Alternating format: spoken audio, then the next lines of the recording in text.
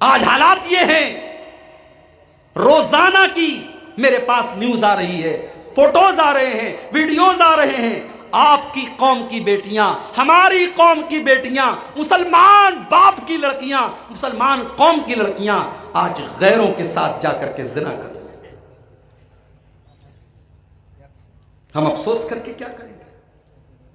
हम यही सोच रहे, इसी पर हम मातम मना रहे। साहब, बड़ी प्लानिंग चल रही है और बड़ा पैसा खर्चा किया जा रहा है और हमारी बेटियों को खराब करने के लिए बड़ी फंडिंग हो रही है और नौजवानों को ऑफर किया जा रहा है, तुम इतनी मुसलमान लड़कियों को खराब कर दो, हम तुम्हें पैसा देंगे, मकान देंगे, ये देंगे, वो देंगे। सवाल ये है, क्या हमारी कौम की बेटियों का ईमान इतना कमजोर हो गया, मकड़ी का जाला हो गया, जो जिसका जी चाहता है मोहब्बत में फंसा करके लेके चला जाता है?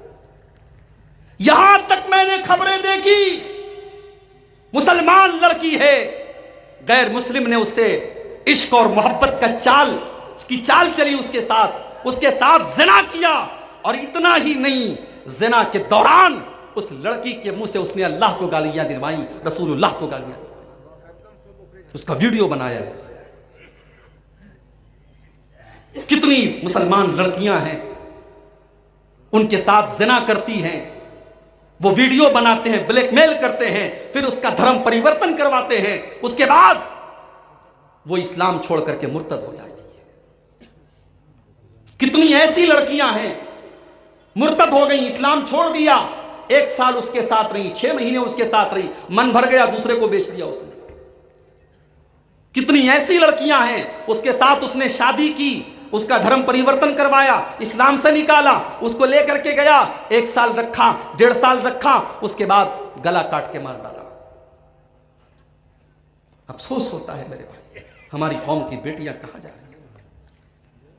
या अय्युहल्लज़ीना आमनू क़ू अनफुसकुम व अहलीकुम नारा, ऐ ईमान वालों, अपने आप को और अपने परिवार को जहन्नम की आग से बचाओ।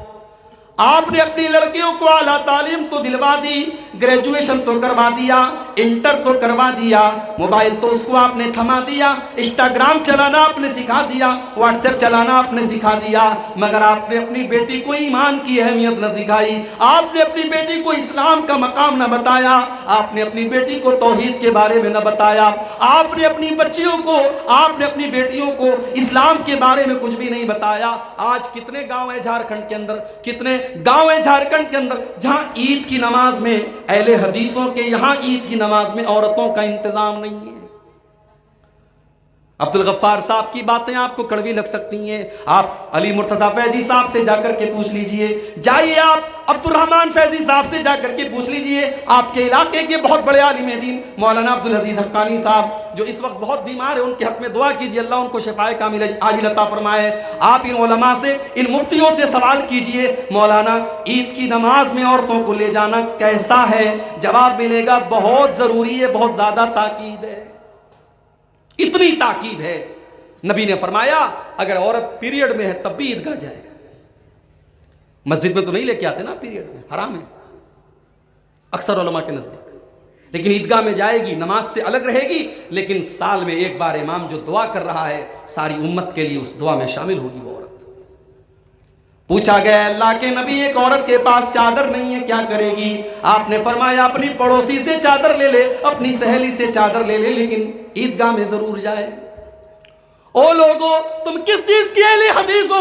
तुम किस चीज के कुरान और हदीस पर चलने वाले हो? अगर तुम्हारी ईदगाह की नमाज में तुमने औरतों के लिए इंतजाम नहीं किया, आपने अपनी औरतों को ईद और बकरीद की नमाज की इतनी बड़ी खुशी से महरूम रखा, तो किस बात के अहले हदीस हैं? अगर ये इंतजाम आप नहीं कर सकते तो ऐसे अहले हदीसों को चुल्लू भर पानी में डूब मरना चाहिए। अभी हमारे बनारस से तकरीबन 150 किलोमीटर दूर एक इलाका है बारा, गाजीपुर के अंदर एक गांव है बारा, बहुत पढ़ा लिखा गांव है, ज्यादातर लोग वहां सरकारी जॉब में है, पुलिस में है, आर्मी में है।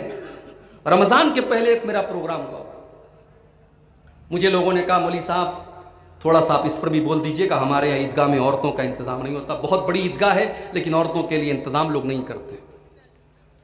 मैंने 1 घंटा तकरीर की, 1 घंटा तकरीर में आधा घंटा मैं इसी टॉपिक पर बोला कि आप औरतों को ईदगाह लेके क्यों नहीं जाते। जोश पैदा हो गया नौजवानों में, तकरीर ख़त्म करके उतरा, नौजवानों ने कहा मौलवी साहब आपने बहुत अच्छा बोला, अब हम मेहनत करेंगे, इंशाअल्लाह इस बार ईद की नमाज हमारे यहाँ औरतें भी पढ़ेंगी। रमज़ान में मैं साउथ में गया था, आंध्र प्रदेश में था, मेरे पास कॉल आया, मौलवी साहब हमारे यहाँ कमेटी के लोग तैयार हो गए हैं, ईद की नमाज होगी, मगर नौजवानों ने कंडीशन रख दी अब्दुल गफ्फार साहब पढ़ाएंगे तब हम पढ़ेंगे। मैंने कहा भाई मुझे मेरी गर्दन क्यों फंसा रहे हो भाई, मुझे भाई बहनों के साथ पढ़ने दो, माँ बाप के साथ पढ़ने दो। नहीं मौलवी साहब आप पढ़ाएंगे तब हम पढ़ेंगे। बड़ा बुरा फंस गया मैं। घर में मशवरा किया, दोस्तों से मशवरा किया, लोगों ने कहा अगर आपके जाने से, एक ज़माने से वहाँ औरतें नमाज नहीं पढ़ रही, अगर आपके जाने से पढ़ लेती हैं, जब तक पढ़ती रहेंगी आपको सवाब मिलता रहेगा, आप चले जाइए। मैं तैयार हो गया, मैंने कहा ठीक है साहब मैं आऊँगा। एक हफ्ते के बाद मैसेज आया, मौलवी साहब हमारे यहाँ के बूढ़े लोग तैयार नहीं हो रहे हैं। उन्होंने कहा नहीं, जो काम कभी नहीं होता आया है हम नहीं होने देंगे अपने को। मेरे बुजुर्गों, मुझे ये कहने की इजाजत दीजिए कि कहीं कहीं आपकी वजह से भी मामला खराब होता है।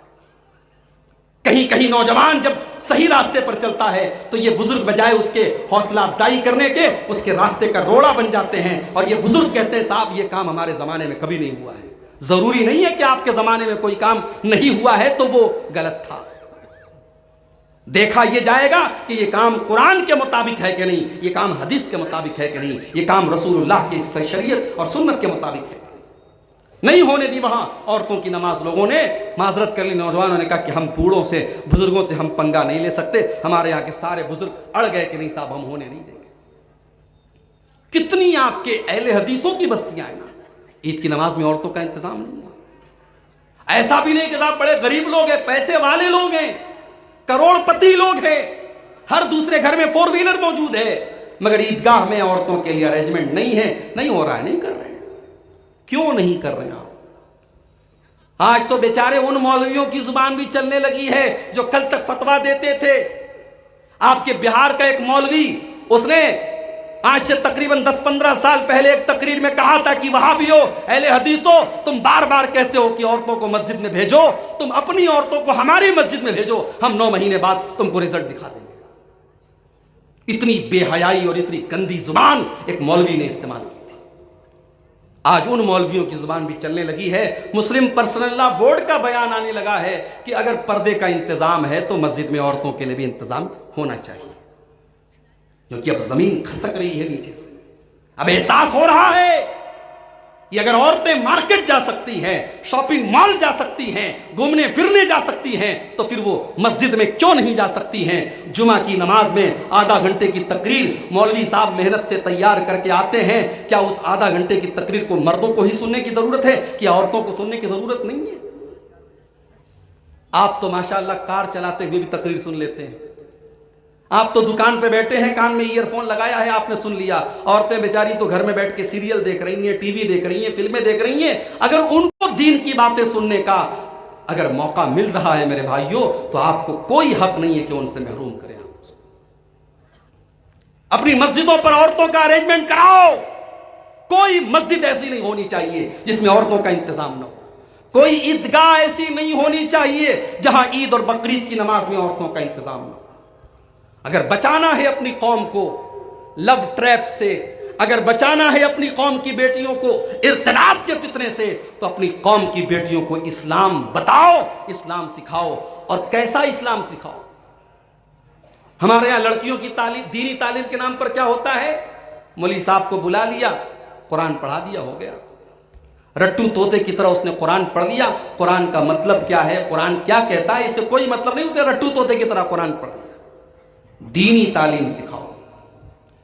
कम से कम इतनी तालीम अपनी बेटियों को दे दो, वो अल्लाह ताला की तौहीद को समझ लें, वो अल्लाह के रसूल की रिसालत को समझ लें, वो नमाज का तरीक़ा समझ लें, वो वज़ू का तरीक़ा समझ लें, वो गुस्ल का तरीक़ा समझ लें, वो तौहीद की अहमियत समझ लें, वो शिर्क की ख़तरनाकी समझ लें। उनको ईमान की मोहब्बत उनके दिलों में पैदा हो जाए, वो कल मरने के बाद कब्र के अंदर मुनकर नकीर के सवालों का जवाब दे दें। इतना तो सिखा दो अपनी कौम की बेटी। मेरे प्यारे भाइयों, आज खून के आंसू रोने का जी चाहता है जब हम इस तरीके की खबरें सुनते हैं। हमारी कौम की बेटियां आज गैरों के हाथों खेल रही हैं, आज उनके हाथों ज़िना और बदकारी की लानत में गिरफ्तार हो रही हैं। है मेरी कौम की बेटियों, तुम तो सुमैया की वारिस हो, तुम तो फातिमा की वारिस हो, तुम तो मरियम की वारिस हो। तुमने तो तारीख में उन औरतों के वाक़यात पढ़े हैं जिन्होंने अपनी जान दे दी मगर ईमान का समझौता नहीं किया। मेरी प्यारी माओ बहनों, क्या आपने सुमैया की दास्तान नहीं पढ़ी? क्या आपने सुमैया के बारे में नहीं पढ़ा? सुमैया को अबू जहल ने बांध दिया, सामने जवान बेटे को बांध दिया, सामने शौहर को बांध दिया और सुमैया से कहा, ऐ सुमैया अगर तूने इस्लाम को नहीं छोड़ा, अगर तूने मोहम्मद का दीन नहीं छोड़ा, ऐ सुमैया तेरे जवान बेटे के सामने तुझे नंगा कर देंगे, तुझे बरहना कर देंगे, तेरे बदन से कपड़े उतार देंगे। हाय हाय, एक माँ के लिए ये कितनी बड़ी अज़ियत की बात है, ये कितनी बड़ी तकलीफ की बात है। एक माँ को उसके जवान बेटे के सामने नंगा कर दिया जाए। मगर ऐ सुमैया तेरे ईमान का क्या कहना, ऐ सुमैया तेरी इस्तिकामत का क्या कहना। सुमैया ने अपने बदन के कपड़े उतरवाना तो गवारा कर लिया मगर ईमान को छोड़ना गवारा न किया, इस्लाम को छोड़ना गवारा न किया। फिर अबू जहल ने धमकी दी, ऐ सुमैया अगर तूने इस्लाम को न छोड़ा, तेरे जवान बेटे के सामने, तेरे शौहर के सामने, तेरी शर्मगाह में मैं नेज़ा मार करके तुझे हलाक कर दूंगा, तुझे खत्म कर दूंगा। सुमैया ने इस बेरहमी और इस जालिमाना तरीके से शहीद हो जाना गवारा कर लिया मगर इस्लाम से कोई कॉम्प्रोमाइज करना गवारा न किया।